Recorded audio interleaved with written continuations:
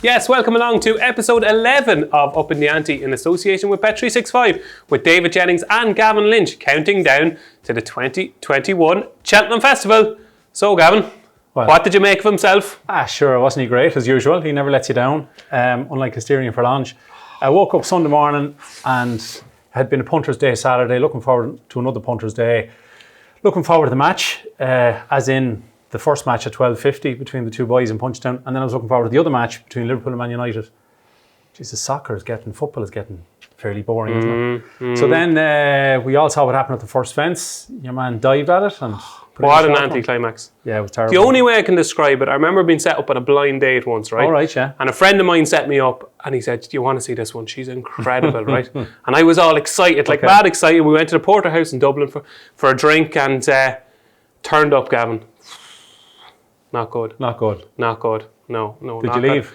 No, I dinner booked. So we had to go for dinner as well. So it was a big anticlimax. We never saw each other again. But that's what it reminded me of. Something you were looking forward to so much and it just produced so little. So when Listerine fell, you remember that one? I remember that date, yeah. Look, people may crib NYLN beating nothing or whatever. He hasn't beaten much over fences, we'll say. But you go back to his Royal Bond day.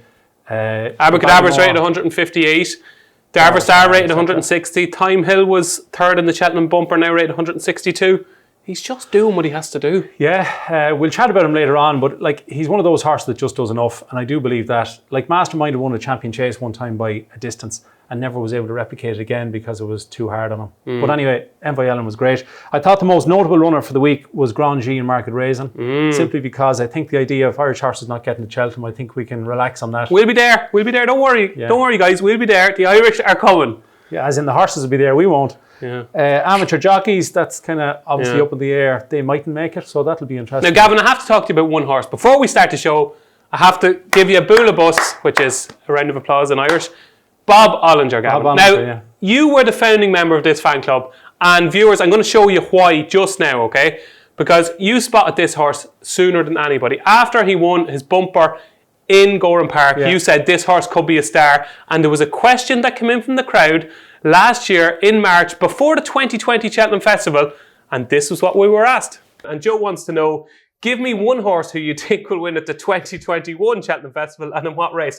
So Gavin, we haven't even started this year's Cheltenham Festival. I'm going to give you a Trixie. But he wants to know what's going to win next year. I'm going to give you a Trixie. Get 3 of them. Go for it. I'm going to go for Bob Ollinger, I think is how you pronounce it. The horse that won on Saturday in Goran Park in the bumper. Rob Corhorse, yeah. Yeah, it was a 2 mile 2 bumper. To me, he just looked a potential star. So I think I'd select him for the Ballymore next year. Okay. Unless appreciated both. We give you 66s, yeah, okay. Well, you'd want 20s, wouldn't you? You certainly would. Envoy Allen for the Marsh chase.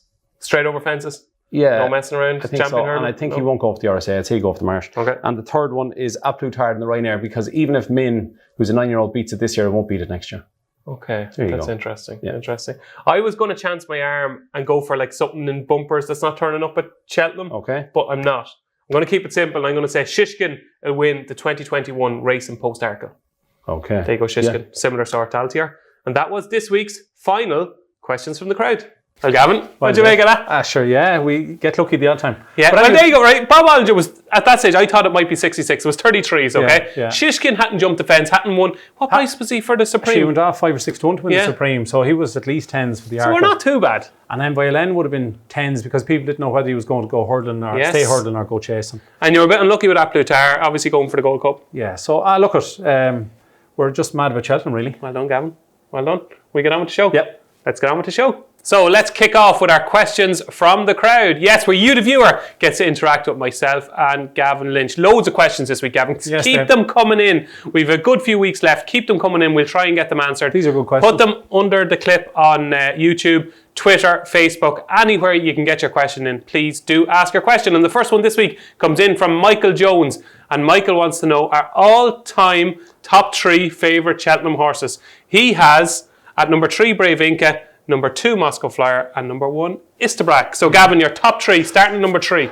Well, just to give an intro to it, is that it's not the best 3 horses ever. It's kind of like your all-time favourite, yeah. Yeah, you could mention Tiger Roll, Altior, Sprinter Sacre, etc. I could obviously mention Roots. Wouldn't be like you to complicate a question there, No, Gavin. True. I could mention. I only wanted 3 names, and you've already given me an essay. I'm not going to talk about Route Supreme again, the brothers' horse, the one. So number 1 is Dawn Run, 86. You were supposed to start off with number 3. Go on, number 1. Go on. Dawn Run. This is number 3. So Dawn Run 86, I was only 13. And at the time, Ireland didn't have many winners. But for a mare to win the Champion Hurdle, then win the Gold Cup, and such an exciting finish, I thought it was a great commentary. And she was beginning to get up, wasn't she? She was. Yeah. I just fell in love with racing, I think, after that day. I thought it was amazing. So is Dawn Run number 1 or number 3? 3. Okay, number 2. Number 2, Isterbrack, simply because... Brilliant. He was an amazing racehorse. Yeah. He won so often, and he won, 4 years in a row. I remember the first year I was over there with my brother John, we were in the Moat House. First year he won the Champion Hurdle? No, when he won the Sunderland Novice Hurdle. Yeah. Back then, I think a lot of Irish people stayed in the Moat House. The first time you went over, you just went to the Moat House. Yeah. And then we moved, say, to the Cheltenham town itself. But I remember he went and had a big bet in Isterbrack at lunchtime with this fella from Cork that was walking around the hotel. So we didn't know this guy, but he had a big bet with him anyway, and gave him the money. And the next thing, we came back to the hotel at 7, half 7, and we had dinner, 10 o'clock, 11 o'clock, 12 o'clock. No sign of your man. No sign of your man. But anyway, about half 12, your man arrived over with the money. So paid up? Yeah, paid up. And who was your man, a randomer? I know the guy, it's grand. He's a nice fella from Cork. And Number 1. Back in college, I was a very poor student. People don't realise, but back then you used to live... You were never poor. I was, yeah. Look at those shirts. Used to live on about 50 quid a week in college in that loan. And so it was 1993. Jeez, no money. You're older. I am. So first day at Cheltenham went terrible. Second day at Cheltenham went terrible. So, 50 quid gone. Oh yeah, no, and more. And I'd basically no money left. And the next thing, my cousin David, who I lived with, the two of us had back Shawia to win the Triumph Hurdle on the last day, right? The next thing, there was a party on the Thursday night or Wednesday night, before the last day at Cheltenham anyway. And he wanted to go out. And I didn't want to go out because I had no money. And he says, look, will you buy the docket off me for Shawia? I thought you had no money. So I bought it off him. I said, I'll give it to you the weekend because we live near each other at home in Meath. Right. So I bought the docket off him, and he had a great night. The next day I went to Brendan's bar across from the college to watch the Triumph. So I'm a bit nervous. I've had a big bet in this, 50 or 60 quid at 12 or 14 to 1, which is a lot of money back then. And next thing, they turn in, Charlie Swan, jumped the last, shouting and shouting. Back then I used to shout at the telly. And the next thing, Fozzie the barman turned off the telly. Well, Fozzie. Just to annoy you. Just to annoy me, yeah. So I ran round to the bar and the horse had pulled up. I'd missed the finish. The horse had pulled up and the camera went to Shawia. So I was absolutely just... Did you cheer? I was thrilled. To have money again was great. So Shawia is your... Yeah, and 6 weeks later, the horse went to Punchestown.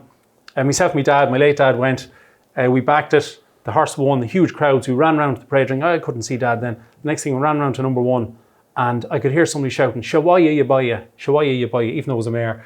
And it was actually my dad that was doing the shouting. So was it? Yeah, so great memories with Shawia. That was like Shawia's autobiography there. Yeah. Gavin, yeah. So Shawia is your all-time favourite. Yep. You would have got a big price on that for yours. Shawia being your number 1. So. Okay, my top 3, okay. Number 3, for sentimental reasons like you, is a horse called Rock the World that was trained by Jess Carrington. I'm going to tell this story much quicker than you did. Okay, sorry, yeah. So it was the first year Aoife came to Cheltenham. So I was after working Monday and doing the previews Tuesday, Wednesday, Thursday. Aoife was coming over on Thursday night.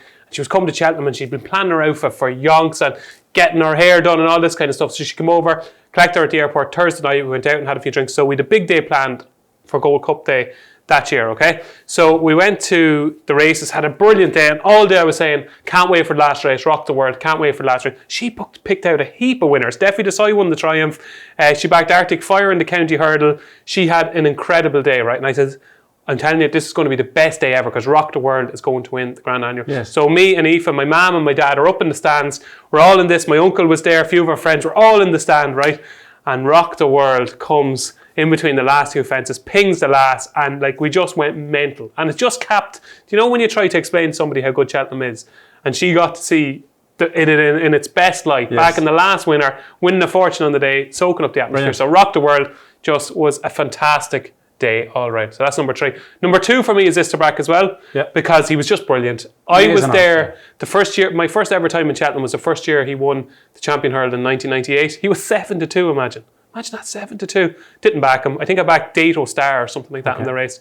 But brilliant horse. And again, people might say he didn't beat much Theatre World and stuff, but sure, he was a brilliant horse. Brilliant horse. And number 1, without any shadow of a doubt, the best horse I've ever seen in my lifetime was Sprinter Sacra. And the day he regained his Champion Chase crown, I shed a little tear, Gavin. Yeah, no, class. It was an emotional roller coaster. It's all about the brilliant horses, isn't it? It is. Sprinter Sacred to me is the best horse I've ever seen on his day. I think his performance in Aintree over 2.5 miles when he beat Q Card and beat Fleming Star, to me that was, whoa. Probably hard to argue with, yeah. There you go. There's your top 3. Our second question this week comes in from John Murphy, and John wants to know, who is our Bismarck of the Cheltenham Festival, Gavin, the one favourite who cannot win? Don't give out to me. Can I give you 4? 4, Gavin. Quickly. Will you hurry up now? Okay. Come on. Yeah. Brave Man's Game. Are you joking? No, for the Ballymore. I just think he's a gorgeous horse. He's a 3-mile chaser to be. I could just see something doing for a bit of toe after last. Second one is Chantry House, who's favourite for the Brown Advisory, played at around 8 or 10 to 1. Come on, jeez, that's... I know, but I'm just saying. Worse than Braveman's Game. You're picking out a 10 to 1 shot that can't win. I wouldn't You're be... 1 to 12 to be right. I wouldn't be mad about Galwa in the Mayor's Novice Hurl. I think she's around 4 or 5 to 1. I think she's too short. She hasn't beaten a lot yet, I don't think. Global Equity and Mighty Blue and Thurles, she jumps a bit to her right. So I take her on. And the last one is Run Wild Fred. If he wins the Kimmuir, I'll give up. It's your favourite. Yeah. So there's 4 for you. Well, you're probably going to be right on most of them because they're big prices. Okay? Well, Brave Man's Game and Galwa are 4 or 5 to 1. Okay, mine is Galwa. Galwa is mine because I just think she's favourite because she's trained by Willie Mullins and Willie will probably win the race and maybe she will win it, but has like Mighty Blue pulled, was it JJ Slevin's arms out for the whole race at Thurles, and I think she's vulnerable. I don't know what's going to beat her, but I think she's vulnerable. Yeah. There you go. So Galwa would be mine. And you're not mad about Galvin? No, Galvin will win the National Hunt Chase if there's not a potential Grade 1 horse in it. But if Royal Pagele or the Big Breakaway or something like that turned up in it, he'd be vulnerable. Okay. I think that's fair. So Galwa would be mine. Okay. And yours? One of them, yeah. Yeah, Brave Man's Game. And our final question this week comes in from Anne Morris, and it's a belter, Gavin. It's that time of the year, preview night panels. Now, obviously, this year it's going to be a bit different. There might be a few Zooms or something. But in a normal year, Gavin, if you were to pick your perfect preview night panel, who would be on it? I'll give you 4 or 5. Okay.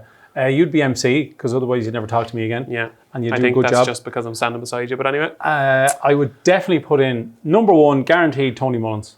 Tony Mullins? Yeah. Give us a quick Tony. I give you Willie's Nap every year or so. And he does. He generally gives Willie's Nap and it usually wins. He's a character. I like Mikey Fogarty because he's great crack. Yeah. He's as mad as a brush. He's brilliant, yeah. So the two of them be good laugh. In terms, I'd have to have a fella for form. So either a Steve Mellish, Gary O'Brien, Kevin Blake, Tony Keane and Andy Holding, one of those. And then I'd have a jockey, either Davy Russell, Ruby or Barry Geraghty. Okay. That'll be me. Okay, that's yours. Okay. Well, my first pick, obviously, is going to be my hero, Steve Mellish. Steve Mellish. Who I just... You love him. Someday, sometime, I hope me and Steve Mellish can go out for dinner. He's just my hero. He's just everything you want in a pundit. Yeah. He's everything, Gavin. He's a nice guy. He's a really shrewd judge. He doesn't go overboard about things, but when he needs to, he does. And I could listen to him, honestly, when I wake up in the morning to when I go to bed at night, I could listen to Steve Mellish. I just think he's brilliant. But anyway, Steve Mellish will be in mine. Ruby. Ruby is Ruby, and Ruby is the king, really, isn't he? He's excellent. As regards a presenter, like Nick Luck is fantastic, Lydia is fantastic. Any of those top presenters would do of brilliant people. A brilliant job. You've me presenting it. You could have got them.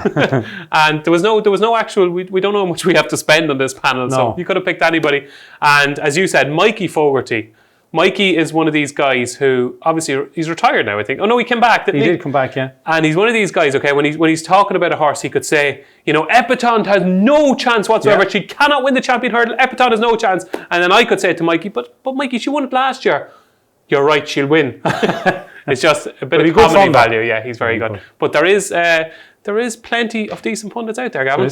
They'd be 2 good Cheltenham preview nights. They would. Hope that answers your question, Anne. So, folks, now it's time for the week that was. Yes, you get to find out what has caught Gavin Lynch's eye over the last 7 days. Plenty has happened, Gavin. Yeah, so we'll start with Wednesday in Naas. A horse that we've spoken about many times here in this programme. A horse I love. I don't know why I haven't tipped him up for the Arkle, but Energamine, I thought he was very, very good. He beat Captain Guinness very, very easily. He's 7 to 1 for the Arkle. To me, he's definitely the main danger to Shishkin, isn't he? Okay. His jumping was very good, as we said. He's now 3 out of 3 over jumps, 2 out of 2 over fences. He was 8 seconds quicker than the handicap chase, which is about 32 lengths, so it was a very fast time.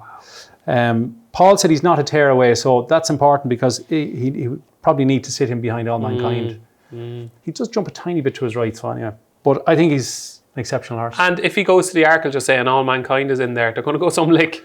Yeah, I hope Energamine, for his sake, that he just sits in behind. Takes a lead, okay. Yeah. Captain Guinness, afterwards, Rachel said she'd love to take on the winner again on good ground. But generally, the ground for the Arkle on the first day is good to soft. So it'd be very hard to see him turned around with Energamine. Yeah. Black Bow, in the same race, in my opinion, was never put into the race. It was a bit of a strange ride by David Mullins. But there you go. I think he hung a bit. But Also, Bob Ollinger, as we mentioned earlier, was very, very impressive. He's now 5-1 for the Ballymore, which is the best price with Bet365. He's 4 wins out of 5. His only defeat came against Fernie Hollow in Gorham Park. He travelled, he jumped, he quickened, and he stayed on well. As Jerry Hannon said at the commentary, it was a very polished performance. It begs the question, Gavin, why is he not part of your Ante-Post portfolio? I don't know. You've spoke about him every week. Yeah. I just was waiting, and I waited too long. And then Galar Dumanil was a great price, so I was between the two of them. But okay. I've backed the two of them. The fast time, it was a fast time in 5:11 for 2.5 miles. The handicap hurdle was actually the same time, even though they did a furlong less. So it was a very fast time. Really? Yeah. Whoa. It was only a second between them. Blue Lord, who was second. Now you want him to run in the Supreme. I do, yeah. Now Willie said afterwards, I just wrote down the quote, we might change tactics with him over that trip the next time. He was very keen, but he appeared to stay. So to me, he will run the Ballymore. Sick. Even though he was so keen, you'd think that 2 mile would suit him better. I'd love to see him, because given how quick they go in the Supreme most years anyway, he'll have to settle in the Supreme going that pace. I don't think he's not as good as I appreciate it though, but probably not. He was keen for 2 miles and he still finished second. Yeah, he's a good horse. Yeah. I wouldn't dismiss him totally for the Ballymore, to be honest. Good pick, wrong race. Yeah, very good pick. So Ashdale Bob, holy God, he took off about 10 seconds too early for the second hurdle. It reminded me of that episode of Father Ted, the Eurovision episode, where Dougal says to Ted, what time is it, Ted? It's 6:30. And the Eurovision is in May. Took off a mile too soon. Yes. Leicester on Wednesday, Zambella 16-1 for the Mayor's Chase. She beat the Mustard by 2.5 lengths. That had been well beaten before by Annie Mack, but just worth a mention. Just wins, Zambella, though, doesn't she? Yeah. She just wins, yeah. She's now 3 from 3 over fences. So. Bangor on Thursday, the Glancing Queen, 14-1 for the Mayor's Novice Hurdle. Again, a best price with Bet365. Who beat the Glancing Queen last time? Remember? Who was it? Oh, yeah, Paul Nicholls, yeah. It was Brave Man's Game. It was, yeah. Obliterated her. So she won a 1-6 by 11 lengths, and she's definitely worth a mention for the Mayor's Novice. Yeah, nice horse. On to Warwick on Saturday. Last Wednesday, I went through all the horses for this week to see what I'd tip up, and I swear to God, I picked Sky Pirate. I was going to tip him up for the Grand Annual at 9-1, and I couldn't believe he ran on Saturday. Yeah. Now, I backed him and he won well, but the problem is that he's after getting a £7 penalty. He was off 145.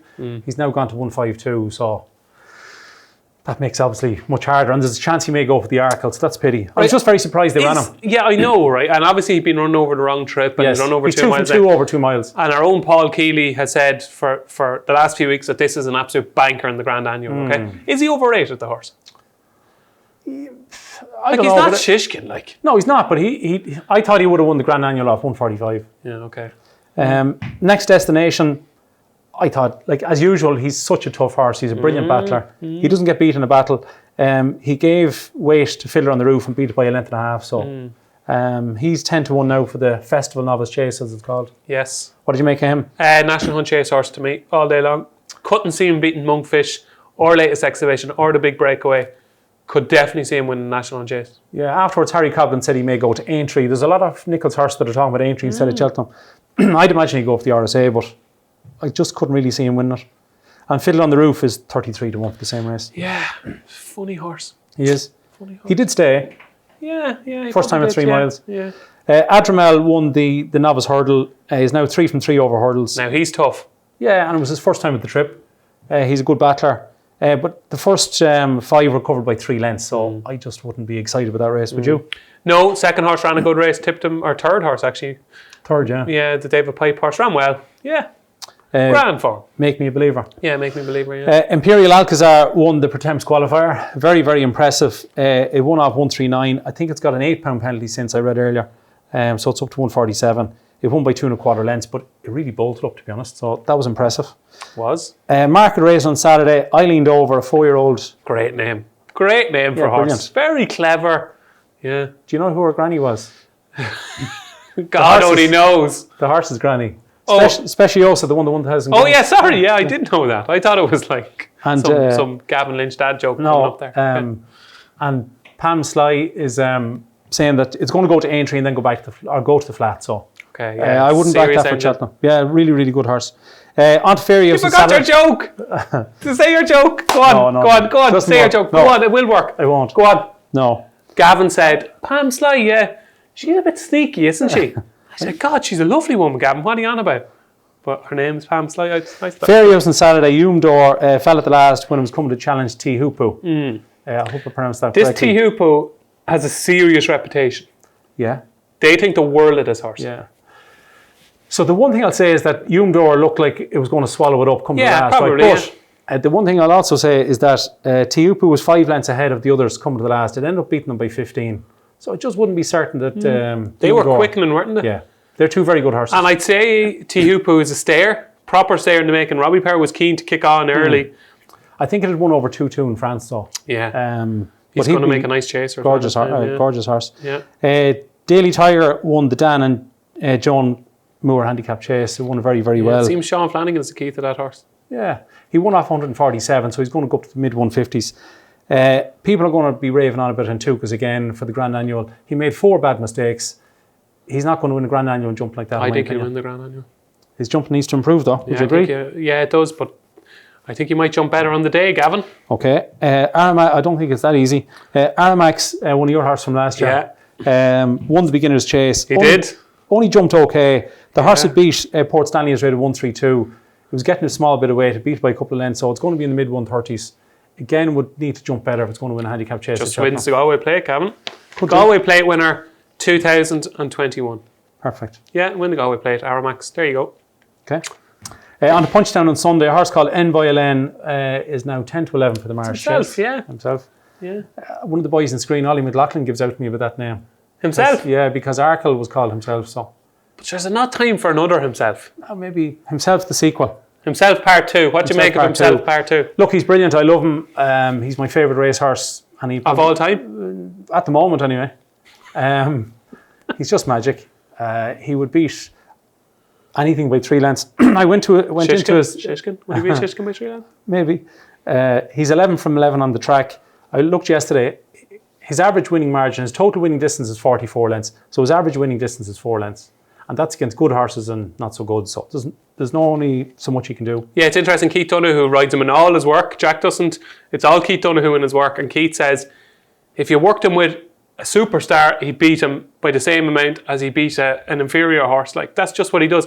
And you're convinced that's what's going to see him last longer? I think it'll definitely elongate his career because he's not totally exerting himself every day. His jumping is... his jumping is class. He doesn't look like falling. I shouldn't have said that, but he doesn't look like falling. I think he seems a very intelligent horse, unlike Asterion Forlange, who's a bit of a numpty. Asterion Forlange. Yeah. So the only way he'll win the King George if it's ran on the flat, maybe next year. I was going to say to you them as the King George winner. Yeah, but he's got a fantastic engine if he just lifts his legs a little bit higher. Yeah, he has. But I know I love N Violin, so please God he stays good. Then we're on to a horse trained by Ronan McNally, the real deal. And I love it when he gives an interview after the race. It goes on for about 10 minutes. Well, Gary, he says that the horse missed galloping. He wasn't eating right. His coat was wrong. We brought him to the beach and the beach was frozen. How is a beach frozen? Seriously, with salt water coming in on top of it. Can I just say this is your best impression? I want you to do nearly the rest of the show being Ronan. As Ronan. Go on, continue in Ronan anyway, go on. He's 20 to 1 for the Supreme, 20 to 1 for the Ballymore. He won that off 141 the other day, and I reckon he'll only get about 145, so he still might go for a handicap. He might. Really? He could. But Ronan, would you not just go for the big time, the Grade 1, the Supreme or the Ballymore? He said afterwards, No, come on, Ronan. I don't know whether to go for the Supreme or the Ballymore, to be honest, so we'll see how we get on. And that's the week that was, Davy.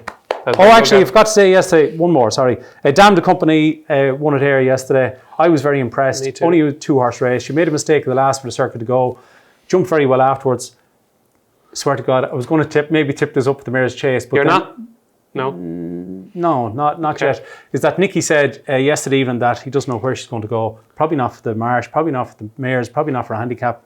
But we want to run her at Cheltenham, so it's a bit of a mess. Gavin, you know what? That was so good. You're in. You're in. Gavin Lynch is now my ideal, perfect Cheltenham night panel. That was a brilliant week, that was. Good. Will you be on my Cheltenham night panel? I will. The last thing to say is that there was a race yesterday held in Punchestown, the 135, won by You Say Nothing. The most farcical start to a race I think I've ever seen. There was horses coming onto the track as he was gone. So that has to improve. You can't be letting horses jump off, getting that sort of a lead. It was a bit of a farcical race. So. Well said. That was the week that was. So as you're well aware by now, each week here on Upping The Ante, we preview one of the big races at the 2021 Cheltenham Festival. And this week, it's the turn of the National Hunt Chase, christened by myself and Gavin, the 3 Mile Sixer. And at the moment with Bet365, their 5-1 favourite is Galvin. It is 8-1 Next Destination. It's 10-1 Royal Pagile and Monkfish, and 12-1 Bar, which takes in latest exhibition. So Gavin, your almost namesake is favoured at 5-1. You think he's going to win? I do. I've had a good few quid in him. He's had 8 runs over fences. He's a second season novice. He's already qualified, which you have to now. You have to run over 3 mile. He won at Cheltenham. I think he's a grade 2 horse. I don't think he's a grade 1 horse, but tradition has shown that that's probably good enough to win this race. If some of them big guns that are in the betting show up, he probably won't win, but I just pray and hope that I don't think they will. Ability-wise, has he got more ability than Next Destination? I'd say Next Destination will probably beat him, yeah. Okay. But I think he'll probably go for the RSA or the festival. Same, obviously, with Monkfish, latest exhibition, the big getaway, they'll all go for that. Yeah, so this is the thing, right? This, from a punting perspective, this is an interesting race because you could find something here at a big price that could potentially have a say and could be much shorter than today if all these horses run other races. I think that, if something happens, Galvin, I think Ascaria 10 is probably the horse that'll come in. Very interesting. So he's 22-1. But I think he'll only run if something happened, Galvin. They went a right lick in Turles and he was hitting the line hard. Yeah, he's a good horse. Royal Pagile was very impressive. I know it's a horse that you like. Yeah. He's running, I think, maybe this weekend. You were touch and go about tipping Damn the Company. I was so close to tipping Royal Pagile. Or Royal Pagile? Royal Pagile, I think. Pagile. Just seems to gallop forever. Yeah. Like he'd gallop into the Queens, I'd say, at Cheltenham. You know, we just keep going. Yeah. And even in Kempton the last day, his jumping wasn't brilliant early on, but it got better. And by the end of it, he was tanking. You can jump low at Cheltenham again. I don't think they're the stiffest fence in the world. I think you can. I think he'll get away with it. And even in Kempton, he jumped a bit to his left, so he'll be better going this way around. If amateurs are allowed to ride, he could have a certain Mr. P.W. Mullins on board, given that he's owned by Rich. Yeah, Rich Ritchie, if amateurs are allowed. It'll be strange to see the pros in this one. Royal Pagile is right now 156, so he'd have a great chance. And even Secret Reprieve, that won the Welsh National. Yeah, 14-1. Yeah, he'd have a chance. He's now, I think, mid 140s, so he jumps and stays and travels. And I just hope that maybe some of these don't show up for Galvin's. If they don't show up, okay? So if all these horse Next Destination, Monkfish, latest exhibition, if they don't show up, what price could we see Galvin going off? He'll only go off, say, 2-1. I can't see him going any shorter than that, to be honest. Okay. But it just depends on what else shows up. He's a very, very rock-solid grade 2 horse. Yeah. Okay, I'm going to take on with Royal Pagile. Okay. That all right? Yep. There you go. That was our quick National Hunt Chase preview. So, Gavin, let's have a look at what's happening this week. And we have some interesting action. The feature race, of course, is the Clarence House Chase, where Politolog is currently favourite. Waiting Patiently has been supplemented. Defi Desai could return. And Jessica Harrington's going to run Impact Factor. An interesting race. First Flow was in there. Good to see an Irish horse going across again. Okay, where are we with Politolog? Okay, Politolog is one of these horses that just keeps winning now. And yet there's still that nagging doubt in the back of our minds that he's just picking up scraps. Is he a proper grade 1 horse? He is. I'll be having a big bet on Politolog at 5-4 if he stays that Gavin. price. Yeah. No, I think he'll win. Waiting Patiently does travel very well, but it's very hard to switch from 3 mile to 2 mile. Defi Desai we haven't seen him at all the last few times, so I can't have him. Politolog will win. He'll make all, I think. I'll back him, yeah. You will? Yep. Okay, that's very, very strong, Gavin. I don't think I've ever seen you so definite. Okay, I fancy a few this week, yeah. Earlier on the card, there's the Mayor's Hurdle, obviously, with Magic of Light taking on Roxana. Yeah. I love Roxana. I love Magic of Light. This is interesting. Yeah, Magic of Light has won this the last 2 years. Couldn't really have Eglantine Desai getting the weight. I think Roxana and Magic of Light, you were saying, they're the same weights. Jeez, I think, again, Roxana will win. 5-4 to me, it's roughly 5-4. I think that's a great price. Great price, yeah. She's got so much class as well. Great run the last day in the long walk. Really good run. And slick jumper, getting better, improving. Yeah. Like Magic of Light, you still have to remember her main target is the Grand National. Yeah. I think Roxana, these races are her main targets. Do you know what I mean? I think Roxana will win, yeah. Yeah, Roxana for me. Peter Marsh Chase over at Haydock. Leave that to you. Yeah, it has to be Sam Brown in them conditions. Against Royal Pagile. I think so. I know I'm saying Royal Pagile for the National Hunt Chase, but I just think with Sam Brown, bottomless ground at a track like Haydock, Lord holy God, like this is Rafael Nadal at the French Open. Like, you know what I mean? This is what he wants. Yeah, I think he's around 6-1, 4-1 Royal Pagile, so it'll be a good race. But yeah, Sam Brown, the Michael Phelps of horse racing. And then the new one hurdle, obviously. Bouvardere. Yeah, I won't be backing him. No. I know Nicky's shouting from the rooftops that his work has been brilliant, but Song for Someone on that ground will take huge whacking. Okay, interesting. I'll be backing Song for Someone, yeah. And in Ireland on Sunday, we've got the race formerly known as the Kinloch Bray Chase, which has thrown up so many Gold Cup winners. Don Cossack, Sizing John. It's now called the Horse and Jockey Chase. The Horse and Jockey Hotel. So good on them. Nice place, yeah. No entries yet, so we don't know. We haven't a clue. No, not a clue. I'm sure there's the lads also will have something. The racing, there's only National Hunt racing in Ireland Saturday and Sunday. Saturday looks a quiet card. Sunday, you have that race. You've also got a Mayor's Novice Chase, and you have the 2 mile 7 Novice Hurdle that Monkfish won last year, so that's interesting. And you're hoping to see there? Oh, I doubt it. It's probably too close to Christmas for Statler. It's a pity it's now another week or two, but so Sunday and Thurles looks a good card, yeah. So your main fancy this week is Politolog? Politolog, Roxana, and Song for Someone. Okay, and we'll throw in Sam Brown for the Lucky 15. Hey. There you go. That's what's happening this week. So, Upping the Ante viewers, as you all know, it's tough times out there, and it can be tricky to get out to your local shop to get a Racing Post newspaper. But if you become a Racing Post Ultimate member, you can get a digital copy of the newspaper at 9 o'clock the night before. You can also get the Weekender, you can get the Racing and Football Outlook. You can watch videos from every racecourse in Ireland or Britain. It's the only place you can do it. Become a Racing Post Ultimate member, and you get tips from the likes of Paul Kealy and Tom Segal. So, you know what to do. Become a Racing Post Ultimate member. So just before we give you our latest tips for the 2021 Cheltenham Festival, we're going to have a quick look at our portfolios so far. No damage done in the last 7 days, Gavin. No. No injuries, no horses that have ran. Everything is just fine. Yeah, and it's 8 weeks to go, so I was going to say to you earlier on that I would imagine the most that a horse will have between now and Cheltenham is 1 run. 1 run, yeah. So we're it's 1 run getting in away. that nervy time, isn't it? I'd say trainers are starting to get a bit squeaky bum time. Yeah, so a good few of these have shortened.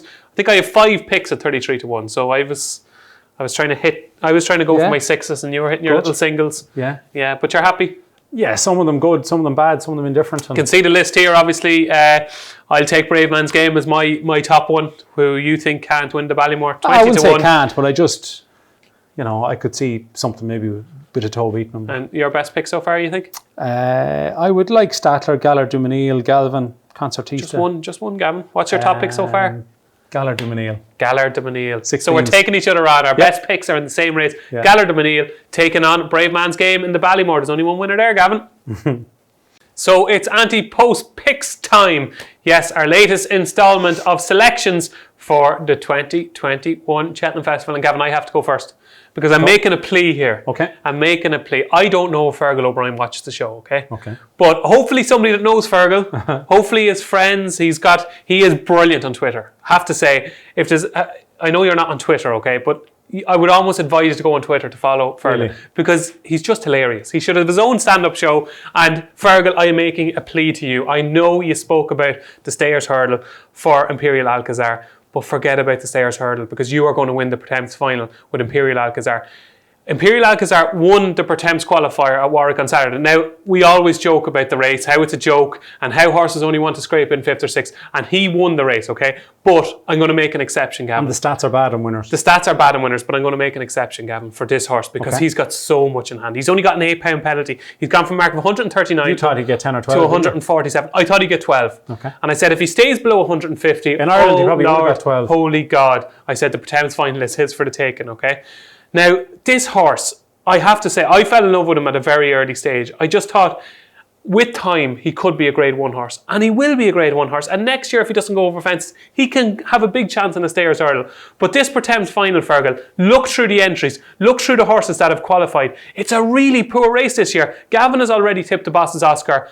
I'm tipping Imperial Alcazar this week. They are the only 2 horses who can possibly win the race. It's really poor this year, Gavin. It's a handicap, but yeah, okay. Like, there's no, I don't think there's any Sire de Burleys in there. I don't think there's any of the Storytellers in there. This year, when I look through all the horses who have qualified so far, there's none poking my eye out. Like, unfortunately, what happened to Tower Bridge was unfortunate. But Imperial Alcazar, the form last year at Cheltenham with Protectorate, really good run, has got Cheltenham form. And to me, I just think he's a star. I really do. And the minute that race was over at Warwick, I was going, please let him be a double figure price for the final. Bet365 went 16 to 1, a standout 16 to 1. I think that's an All-Ireland price. I really do. He's shorter everywhere else. He's 16 to 1 Bet365.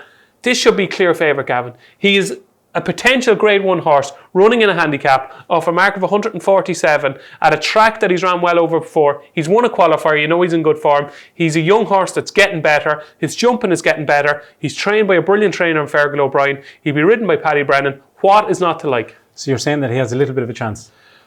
I am just 16 to 1. I can't believe I'm getting this into my team. Okay. This is my Cheltenham Festival 2021 banker. Imperial Alcazar. And like, it's not beyond the realms of possibility that this horse could win a Stayers Hurdle in 2022. But Fergal, please, just take... See sense. Yeah, see sense. Take the race. It's there for the taking. A Cheltenham Festival winner, Pertemps final, Imperial Alcazar. 16 to 1. Done. Tired after that. Have a rest. I have two for you this week, Dave. Okay. The first one, you probably won't be too thrilled with me, but there you go. I'm going to go for one of your bankers last year. The captain of your team probably was Min in the Ryanair. You going for Min? I am, yeah. Okay. Simply because you're saying about value. Like, this horse is 6 to 1 with Bet365. It's quite inconceivable to me how he's 6 to 1. He's a 2.5 mile horse, right? Apart from being second to Altior and Supremes and Arkles and a bad ride, say not a bad ride, but wrong tactics in the champion chase. He wins the Ryanair last year. 7 runs at 2.5 miles, 6 wins, got nutted by Politolog and Aintree. But his last 5 runs in Grade 1 company at 2.5 mile, he's won the 5 of them. 3 John Durkins, Aintree and the Ryanair. Unbelievable horse. So I think he's an underrated horse. I have one word for you, Gavin, right? One word, 3 letters. Age. Age, yeah. He's 10. He's 10, and I know I'm a stickler for age. Gavin, yeah. He's 10. 3 10-year-olds have won in the last 16 years and 4 9-year-olds. So you have an answer for Everton, don't you? Well, sometimes. But I think he's got a massive chance. He's got no fraud on to annoy him in the first half mile this year. He doesn't have a Plutard. He has St. Calvados, who is a big danger. He was only beaten in neck last year, ran very well in the King George. He's won 1 out of his last 8. I also give Mellon a big chance, but when you look at Mellon, who jumps amazingly well and very fast, he's had 1 win from 16 runs.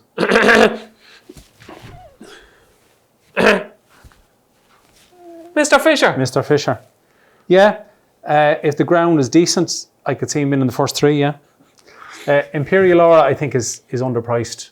Terrible fall the last day. I just think Main at 6 to 1. I like tipping her back in a horse that might be, say, double the price they should be, on the day. Generally in the Ryanair, you end up with 8 or 10. I could see him being 2 to 1 on the day. And we didn't get to see him in the John Durkin because of the fog, but listen to the Patrick afterwards. It sounded like he was showing every bit as much enthusiasm as he's always done. And like he was disgusted that he didn't get to watch the race back because he said, you'd want to see this horse's jumping. So his jumping has improved. We saw a few of them, but yeah, you're right. Patrick seemed exhilarated afterwards, yeah. So I think he has plenty of life in the old dog yet. He'll probably be second to Shack and Purcell at the Dublin Racing Festival. He'll go to the Ryanair, he might go to Aintree or Punchestown, but I think at 6 to 1 he's rock solid each way value. He can't do the first 3 in it. Certainly see where you're coming from there. 6 to 1 Main Ryanair chase. He's the defending champion and Gavin thinks he's going to win it again. 6 to 1. Probably a little bit of value. And the second one, you probably won't agree with this one. Again, I just think he's rock solid each way value. Is in the Festival Novice Chase, used to be the RSA, latest exhibition to turn things around with Monkfish. Oh, yeah. So this is not like the Gavin Lynch I know. This is taking a chance. But I don't want to tip up Monkfish at 2 to 1. I mean, that's crazy. So the horse has had 10 runs in his lifetime. He's never been out of the first 2. So he's a very, very honest, dour horse. I have a little theory that he's better going left-handed. So his first run right-handed was in Limerick Bumper. He was second. Then he bolts up in a bumper in Naas. Quite easily. He then wins a maiden hurdle in Galway, but that form wasn't amazing. So left-handed, he's second to Abracadabras over 2 mile. He beats Andy Dufresne over 2.5, quite easily. That day, He then wins the Grade 1 novice hurdle over 2 mile 6 in the Leopardstown Racing Festival, the Dublin Racing Festival. And then he's beaten in neck by Monkfish. Come back to that in a minute. Then this season, he's had 2 runs over fences right-handed at Punchestown. Not impressive against schoolboy hours. He obviously then gets well beat by Pencil Full of Lead. But when he goes back left-handed, he gives Monkfish a right race. An exhibition of jumping as well. Yeah, as Monkfish did at Christmas. So my thing about how is he going to beat Monkfish, because Monkfish has beaten him twice, okay? If you Looking forward to this now. If you go and look at Albert Bartlett last year, now that was on many's the time. Okay, so that's because it was a great finish and 4 great horses. So it was on the new track, and as they turned in, Brian Cooper came up sides and took on Monkfish, and he actually went past him. And then Monkfish fought back again. Latest exhibition was quicker at the last, got away from him slightly, and Monkfish battled back again. Now that's a very long straight on the new track. I think if I had to pick one race course in the world where if Brian Cooper has to have balls of steel and confidence, which he has now, he's back riding really well again. I think that the old track for the RSA, you turn in 100 yards to the second last, 150 yards to the last. He needs to track him, sit and sit and sit. At Leopardstown, he took him on from 2 out. And even come to the last, you didn't know which horse was going to win. I think latest exhibition has more gears. I think Monkfish wouldn't be able to beat Andy Dufresne and Navan over 2.5. And he certainly wouldn't be second Abracadabras over 2 mile. So I think if Brian rides him, holds on to him really, really for a late run, and don't give Monkfish a chance to battle back, I could just see him beating him. There's very little between the two horses, so a 10-1 each way, he's guaranteed, I think, to be bang there. With pencil full of lead, obviously, next destination, it's a good race, your horse, the big getaway. I just would love to see Brian arrive late in the scene with latest exhibition, and a 10-1 each way, I think is good value. There you go. You've made very valid points, Gavin. So I was surprised, but you've made me believe. Yeah, I think he's good each way chance, Yeah, you didn't mention the big breakaway there, though. At the big Breakaway. Sorry, yeah. Oh, I said getaway. Breakaway. I'm always mixing them up. Yeah. Okay. I just think he needs to sharpen up his jumping, whereas latest exhibition, Monkfish jumped great. Brilliant jumper. So 10-1 is Gavin's latest selection, latest exhibition for the Festival Novices Chase, formerly known as the RSA, and those are your 2 tips for this week. Yep. 6-1 shot, 10-1 shot. Yep. You've added them to your collection. Yep. That was this week's Ante-Post picks. So that's it for episode 11 of Upping The Ante in association with Bet365. It's only 8 weeks to go until the 2021 Cheltenham Festival. And Gavin, just under 18 weeks to go until our charity cycle. Yeah, May the 22nd. And the other day, big thank you to Peter in Anglo Printers in Drogheda. I asked him to do up some flyers, sponsorship cards, and to my amazement, he gave it to us for free. So Anglo Printers, they actually do most of the race cards. They do. Great family, the Cairns. Yeah. And Pádraig, unfortunately, was in hospital with COVID. Getting better now, thank God. An absolute gentleman. So Peter is delighted too. to see Pádraig so, compliment. That's for you. This is a sponsorship card. So if people want to get one of those, it's got the space for people to give you a few quid, and also on the back then it's got all the details of the day. And if you email me on coasttocurragh@gmail.com, I'll send you these in the post. Give me your name, your address, and how many you need. So if you're going with 4 pals, I'll send you 5. Just reading the back of the card here, Gavin, and it gives the running order, the trip, the running order, how many fences have to be jumped. So it's 155 kilometres. Yeah, but if you want to do 12k, 25k. Started off me 5k running last week. Oh, good. Yeah. It's a bit of improvement to be done, I think. Yeah. I'm getting there, though. Getting there. Yeah. You will. I'm going to do this 155k. It's the last thing I do. Yeah, it's a big ask, but please God. So if you want some of these, just email me at coasttocurragh@gmail.com. You're good at that presenting, aren't you? Grand. You could do my job. Getting used to it. We could switch over next week and you present and I be the pundit. How about that? Someday. No? Someday? The day before Cheltenham.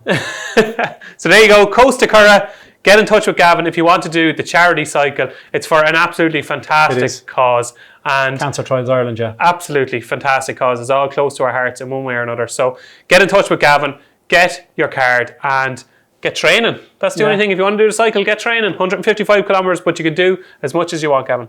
Yeah, you can. Yeah, you don't have to do 20, 40, 80, whatever you want to do. So absolutely. That's it, Dave. So hopefully now we've good weekends racing. We do have a good weekend's racing. We're going to get to see Politolog and plenty to look forward to. Yeah, and Bouverdare's back, so that's good. Bouverdare's back as well. So that's it, Gavin. Yep. Did you enjoy it? I did. Yeah. That's it for episode 11 of Upping The Ante. Thanks for watching.